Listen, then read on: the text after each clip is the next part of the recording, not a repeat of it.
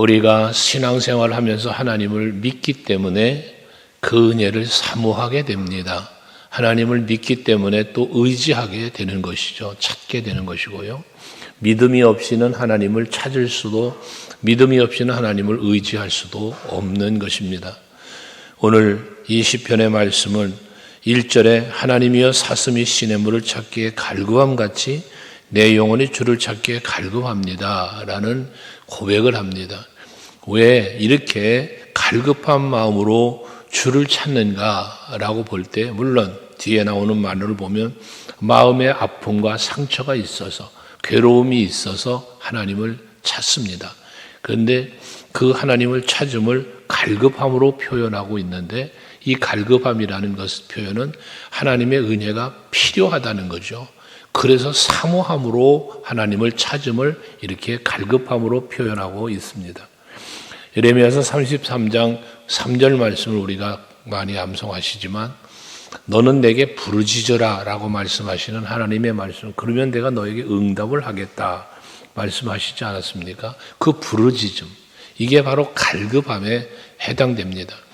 간절히 사모하는 마음을 갖고 하나님을 찾을 때, 하나님을 부르짖을 때 하나님은 응답해 주시겠다니 약속이거든요. 그 약속을 믿는 거예요. 하기 때문에 하나님을 찾아요.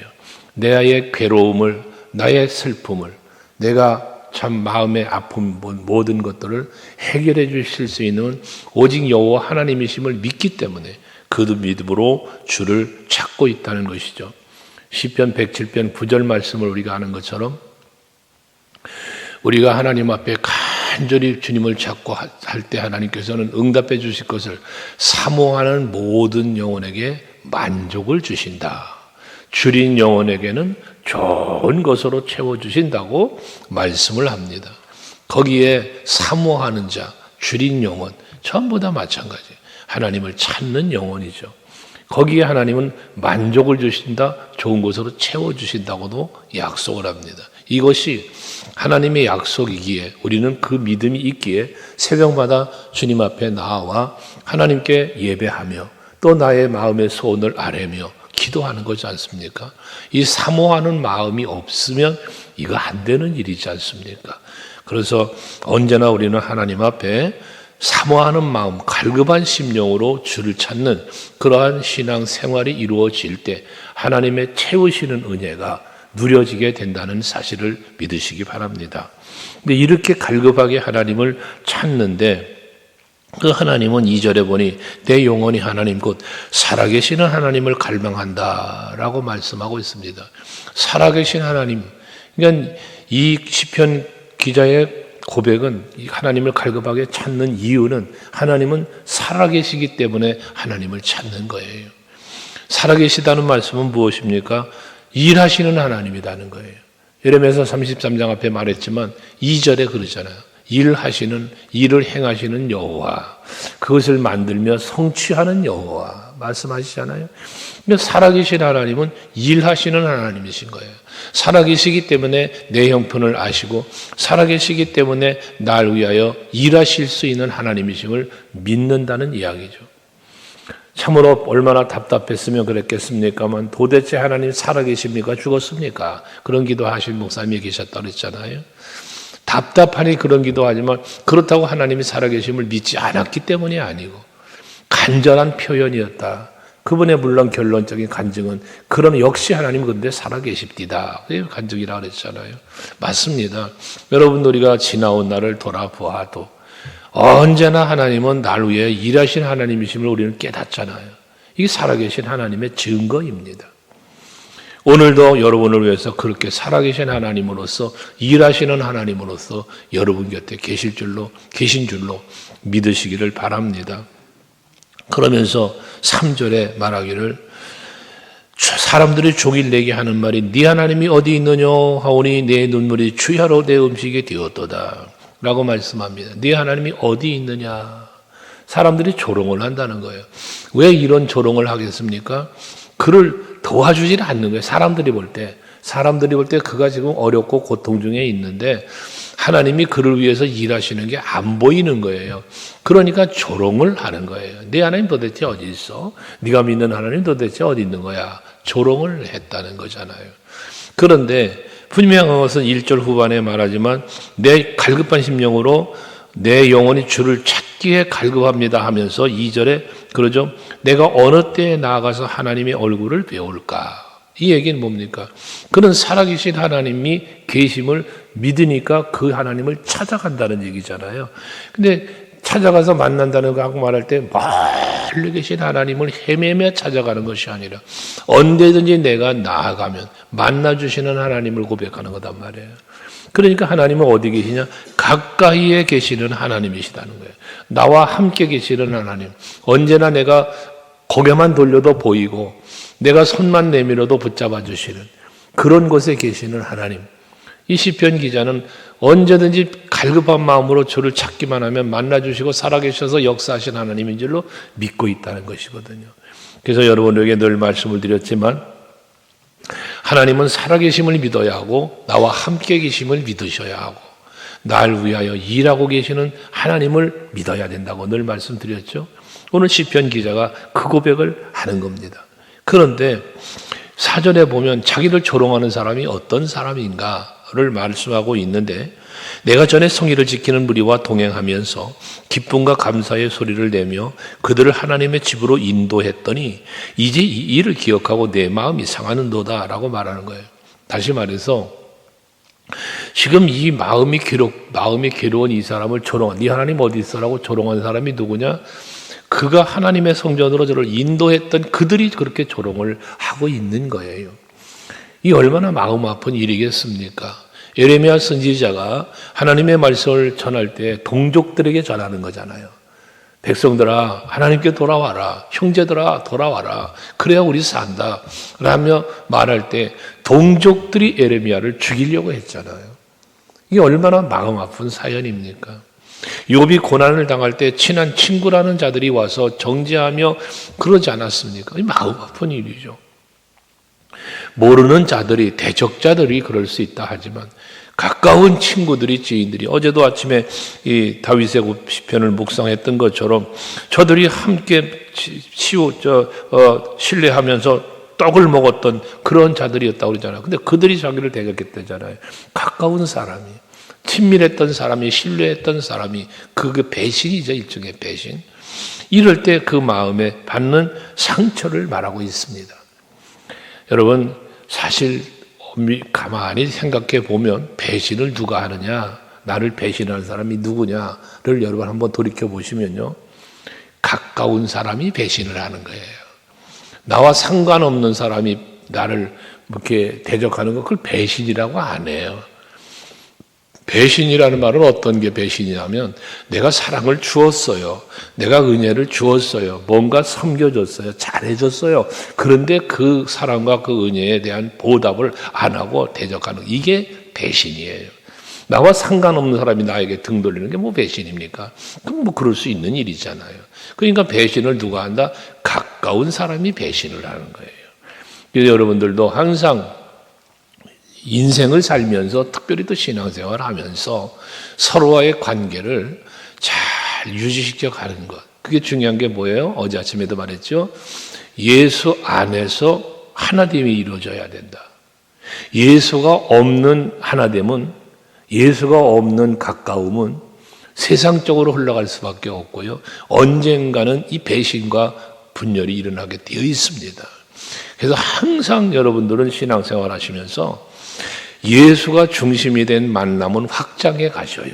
하지만 예수가 없는 만남, 세상적인 만남은 없애 가셔야 돼요. 그게 여러분이 사는 길이고 하나님의 영광을 돌리는 삶이게 되고 또 그게 복된 삶이 됩니다. 근데 예수가 없는 세상적 관계는요, 여러분 하나님 앞에 부끄러운 삶을 살게 돼요. 하기 때문에 언제나 교회 안에서도 마찬가지예요. 성도와 성도가 만나도 예수 중심 만남이 이루어져야 되는 거예요. 그래서 그 만남과 그 함께함이 동행함이 주님이 일하시고 이끄시는 삶을 살기 때문에 이루어가고 하고자 하는 일이 주의 일을 이루어 가기 때문에 그게 복된 거예요. 그게 여러분들에게도 즐거움이 되는 거예요. 세상적 흐름, 육체적 관계의 흐름으로 가지 말라는 거예요. 그러면서 5절에 내 영혼아 어찌하여 낙심하며 어찌하여 속에서 불안해하는가? 너는 하나님께 소망을 두라. 그가 나타나 도우심으로 말미암아 내가 여전히 찬송하리로다. 마지막 11절에도 동일한 말씀을 하고 있습니다. 두려워하지 말아라. 염려하지 말아. 근심하지 말아. 왜? 너의 하나님 여호와께서 나타나셔서 너를 여전히 도와줄 거야. 그러니까 너는 찬송만 하면 돼. 라는 말씀 아닙니까? 그러니까 항제나 하나님은 살아계셔서 나와 함께 계시면서 나를 도우시는 하나님이라는 사실을 믿으라는 거죠. 그 믿음을 가지고 뭐 하는 겁니까? 찬송하라는 것입니다. 여러분, 감사와 찬송이라고 하는 것은 시편에 특별히 많이 나타나 있습니다만 뭐 욥기서도 나타나 있고 많은 성경에 있는 부분이죠. 출애굽을 할 때에 홍해바다 앞에서도 마찬가지고요.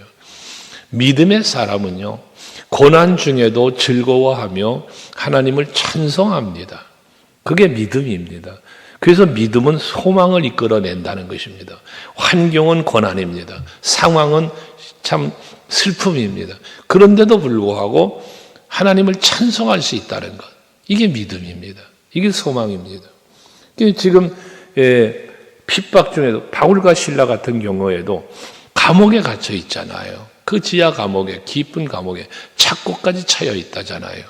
얼마나 힘들고 고통스러운 시간입니까? 순간입니까?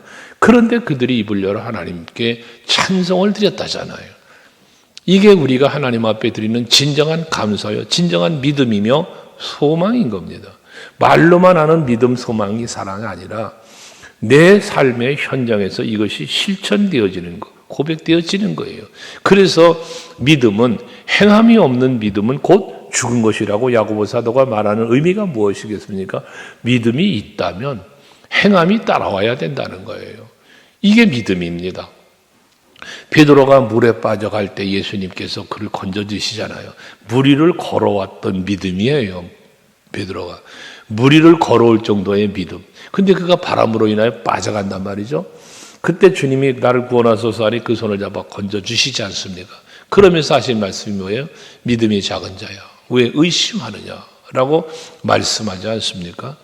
의심은 믿음을 무너뜨리게 만듭니다. 하기 때문에 여러분, 믿음을 가졌다면 의심하지 말아야 돼요. 로마서 4장에서 사도 바울을 통해서 하나님 아브라함의 믿음을 말씀하시잖아요. 아브라함의 믿음은 자기의 모든 형편과 사정을 알고도 그 믿음이 약해지지 않았대잖아요. 그리고 그 믿음이 흔들리지도 않았다잖아요. 하나님을 믿는 믿음이 견고했다는 거예요. 그러니까 그 믿음을 하나님은 의로 여겨주셨다는 말씀을 하지 않습니까? 여러분, 우리가 때로는 내 믿음이 약해질 때가 있죠. 내 믿음이 흔들릴 때도 있습니다.